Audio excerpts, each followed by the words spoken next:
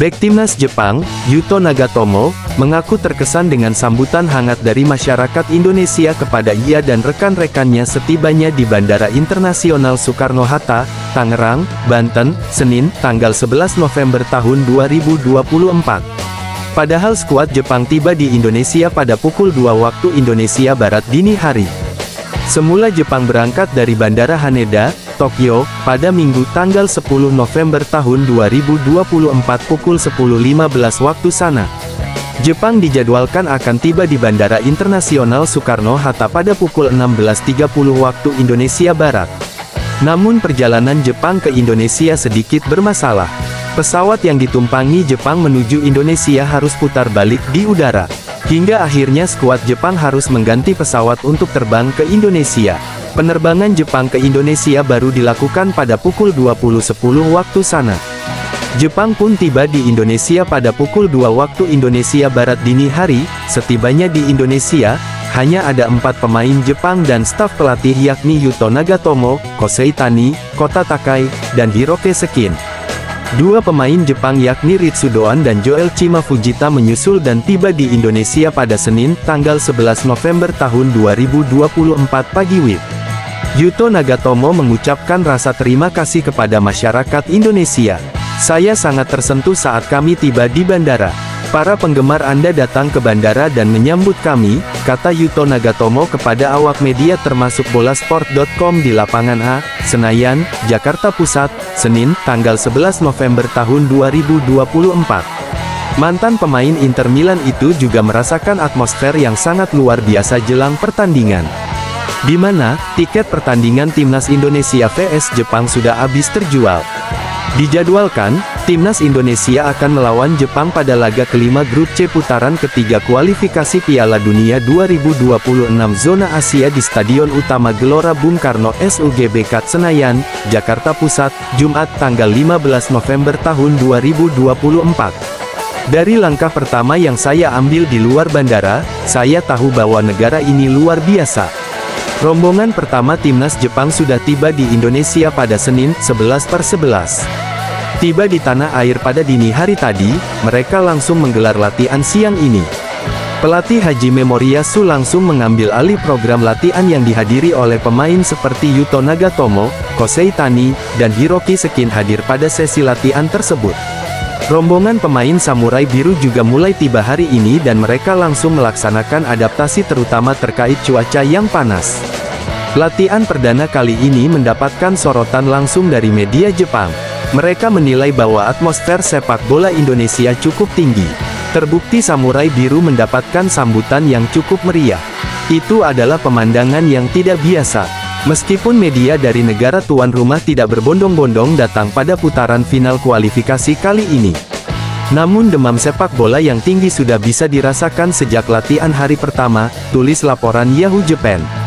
Bahkan, sambutan kepada pemain Jepang sudah terjadi saat mereka baru saja mendarat di Indonesia. Pemain dan pelatih yang hadir langsung diserbu oleh media yang ingin mendapatkan informasi. Bahkan, ada lebih dari 50 media yang menyambut rombongan Moriyasu. Mereka menilai bahwa ini adalah hal yang cukup menarik karena sambutan yang terjadi cukup meriah.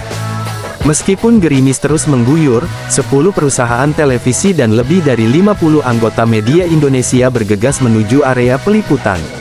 Rombongan domestik, termasuk Nagatomo, tiba di sana sekitar pukul 1.45 dini hari pada tanggal 11 November setelah pesawat harus kembali.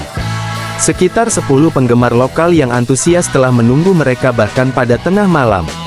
2 atau 3 kamera televisi juga mengunjungi bandara, dan penyiar berita Amerika Serikat, tutup media tersebut. Pertandingan antara Timnas Indonesia melawan Jepang akan digelar pada tanggal 15 November.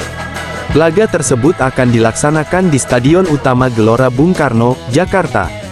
Skuad Garuda optimis membawa hasil maksimal pada pertandingan kali ini. Di sisi lain, Jepang membawa misi untuk mendapatkan 3 poin demi menjaga posisi merek di puncak klasemen. Bek Timnas Jepang Yuto Nagatomo mengaku tak sabar menghadapi Timnas Indonesia dalam laga lanjutan putaran ketiga kualifikasi Piala Dunia 2026 zona Asia. Jepang akan menghadapi timnas Indonesia dalam laga kelima grup C kualifikasi Piala Dunia 2026 zona Asia di Stadion Utama Gelora Bung Karno SUGBK Senayan, Jakarta, pada Jumat tanggal 11 November tahun 2024. Untuk menghadapi tim asuhan Shin Tae-yong ini, Jepang sudah tiba di Indonesia Senin, tanggal 11 November tahun 2024 dini hari WIB. Setelah tiba di tanah air, tim berjulukan Samurai Biru tersebut langsung menjalani latihan perdana di lapangan A Komplek Gelora Bung Karno, GBK, Senayan, Jakarta, Senin, tanggal 11 November tahun 2024 pukul 17 waktu Indonesia Barat. Dalam latihan perdana ini baru hanya diikuti oleh 6 pemain Hiroki Sekin, Ritsu Doan, Joel Chima Fujita, Yuto Nagatomo, Korsei Tani, serta Kota Takai. Yuto Nagatomo setelah menjalani latihan perdana di Jakarta berbicara dengan awak media. Setelah menjalani latihan yang diwarnai dengan gerimis ini menurutnya berjalan dengan baik.